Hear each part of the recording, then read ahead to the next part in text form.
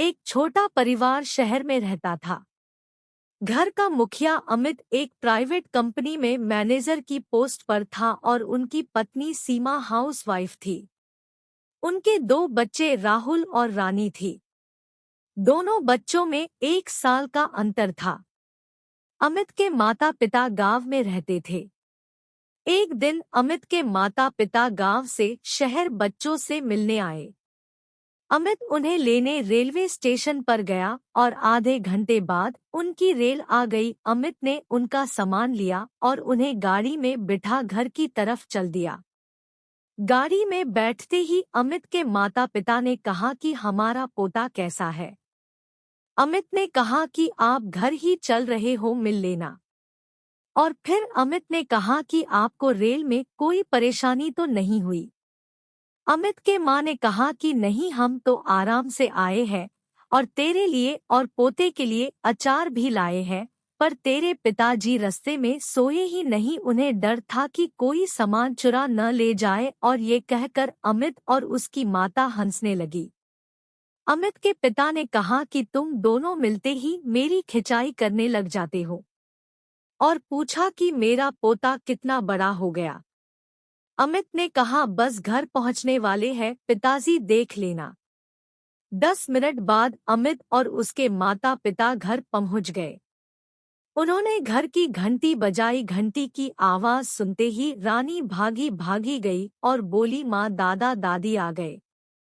फिर उन्होंने दरवाजा खोला और अमित की पत्नी ने उनके पैर छुए और नमस्ते की, और उसके बाद रानी ने भी उनके पैर छुए। लेकिन अमित के माता पिता ने कहा ठीक है, और बोल बड़े कि मेरा पोता राहुल कहाँ है। सीमा ने कहा कि वो बाहर खेलने गया है, अभी आ जाएगा, आप इतने फ्रेश हो जाओ, मैं चाय बना देती हूँ। सीमा ने चाय बनाई और सबने एक साथ बैठकर चाय नमकीन लिया। कुछ देर बाद राहुल खेल कर घर आया और दादा दादी को दूर से ही नमस्ते करके अपने कमरे में चला गया।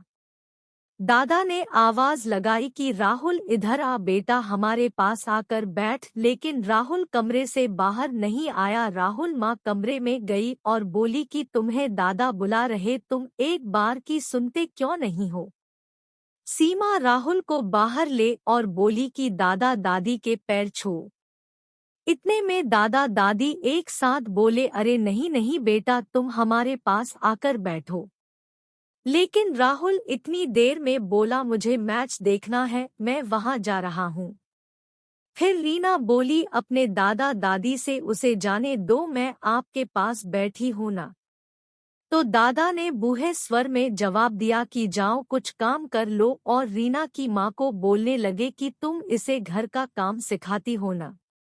यह सुनकर सीमा को बुरा लगा, पर उसने कुछ नहीं बोला। वह रीना को लेकर दूसरे रूम में चली गई। कुछ दिन बाद स्कूल में दोनों का रिजल्ट आया और उसमें रीना क्लास में अव्वल आई, वही राहुल फेल हो गया। स्कूल वालों ने रीना को ट्रॉफी दी। वह खुश होकर ट्रॉफी लेकर घर आई और दादा दादी व अपने पापा को बोली, देखो मैं क्लास में अव्वल आई हूँ और मुझे ये ट्रॉफी मिली है। उसकी ट्रॉफी से कोई खुश नहीं था सिवाय उसकी माँ के। जब सबने पूछा कि राहुल तेरे कितने नंबर आए, तो रीना बोली, भाई फेल हो गया। इस बात पर अमित ने रीना को डांट दिया और कहा, जाओ कुछ काम कर लो। और राहुल को बोलने लगे, कोई बात नहीं बेटा, अगले साल पास हो जाओगे। मैं तुम्हारे लिए नई साइकिल लाया हूँ, तुम जाओ मजे करो। यह देख सीमा को बहुत दुख हुआ। वह भी जानती थी कि अमित भी रीना से खुश नहीं थे। स्कूल खत्म हो गए और रीना स्कूल में टॉप पर आई, वही राहुल बस ले दे के पास हुआ। अमित ने राहुल का एडमिशन एक इंजीनियरिंग कॉलेज में डोनेशन देकर करवा दिया। और जब सीमा ने कहा कि रीना का भी एडमिशन करवा दो, इस बात पर अमित ने सीमा को गुस्से में कहा कि अब उसे और आगे पढ़ने की जरूरत नहीं है। माँ पिता का फोन आया था कि गांव में उन्होंने एक लड़का देख रखा, उसके साथ इसका विवाह करा देते हैं। यह सुनकर सीमा को भी गुस्सा आया और बोली, मैं जानती हूँ कि जब से रीना हुई तुम उससे खुश नहीं, फिर भी मैं कुछ नहीं बोली और न ही तुम्हारे माता पिता खुश हैं रीना से, पर मैंने उनसे भी कभी पलट कर जवाब नहीं दिया। लेकिन अब मैं आप लोगों की नहीं सुनूंगी और मैं अपनी बेटी को आगे पढ़ाऊंगी।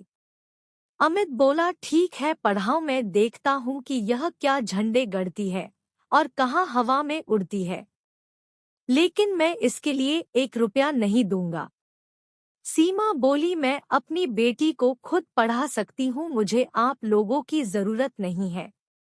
रीना को स्कॉलरशिप मिली और उसने अपने दम था अपनी माँ की मदद से इंजीनियरिंग में एडमिशन लिया और वह कॉलेज में भी टॉपर निकली और वह पायलट बन गई। वह प्रैक्टिस के लिए बाहर देश चली गई। उधर राहुल कॉलेज में फेल हो गया। जब उसके पिता ने पूछा कि क्या हुआ बेटा, तो उसने कहा कि पापा मैं फेल हो गया, मैंने तो आपको कहा था कि मेरा पढ़ने में मन नहीं लगता, लेकिन आपने नहीं सुनी। इस बात पर सीमा बोली कि हमने तेरे कहने पर ही तुझे उस कॉलेज में एडमिशन दिलवाया था। तो अमित बोला, पुरानी बातें खत्म करो और ये बताओ अब क्या करना चाहते हो बेटा तुम इस बात पर। राहुल ने कहा, मैं बिजनेस करना चाहता हूँ, मुझे 20 लाख दो। इस बात पर अमित ने कहा, राहुल हमारे पास इतने पैसे नहीं है। तो उसने कहा कि मुझे नहीं पता, या तो पैसे दो, चाहे यह घर बेचकर या फिर माँ की ज्वेलरी बेचकर, वरना मैं घर छोड़कर भाग जाऊंगा। यह सुन अमित ने, ठीक है बेटा हम देखते हैं। और उन्होंने वह घर बेच दिया और राहुल को पैसे दे दिए और किराए के घर में रहने लगे। 2 महीने बाद राहुल से पूछा, बेटा तेरा बिजनेस कैसा चल रहा है? तो राहुल ने कहा कि वो तो डूब गया, क्योंकि उसने वह पैसे अपने दोस्तों के साथ मौज मस्ती में उड़ा दिए थे। इस बात पर अमित को गुस्सा तो आया, लेकिन अब राहुल हाथ से निकल चुका था। दूसरी तरफ रीना ट्रेनिंग करके एक बेस्ट पायलट बन गई थी। वहीं दूसरी तरफ राहुल गांव में दादा के पास गया और उनकी जमीन को दादा को झूठ बोल के अंगूठे लगवा कर बेच दी। दादा को जब पता चला तो वह भी राहुल। कुछ महीने बाद रीना ने अपने देश के लिए कुछ ऐसा कर दिखाया कि वह काम हर कोई नहीं कर सकता था। उसने एक फ्यूल लीक एरोप्लेन को गिरने से बचाया और बहुत से लोगों की जान बचाई, और इस कारनामे से उसे देश की तरफ से पुरस्कार भी दिया गया। उसका नाम पूरे देश में मशहूर हो गया था। जिस दिन उसका पुरस्कार सम्मेलन था, उस दिन उसके माता पिता दादा दादी सब आए हुए थे। जब देश के प्रधानमंत्री ने उसको पुरस्कार दिया और उसका पूरे देश के सामने सम्मान किया, यह देख उसके पिता और दादा दादी की आंखों में खुशी के आंसू आ गए। और अमित ने सीमा से कहा कि तुम्हारी बेटी ने आज सच में कर दिखाया। यह सुनकर सीमा बोली, मेरी नहीं हमारी बेटी। अमित ने कहा कि जब से पैदा हुई मैंने हमेशा राहुल को अपना बच्चा समझा, रीना को तो मैंने हमेशा ही अपने से दूर रखा। यह देख दादा दादी भी बोले, हमने भी बस राहुल को ही महत्व दी कि बेटा है और हमारे वंश को यही आगे बढ़ाएगा, लेकिन हमें क्या पता था कि हमारी पोती ही हमारा नाम रोशन करेगी। रीना को भी किसी ने राहुल के बारे में अच्छे से नहीं बताया था और न ही यह बताया कि हमने घर बेच दिया है।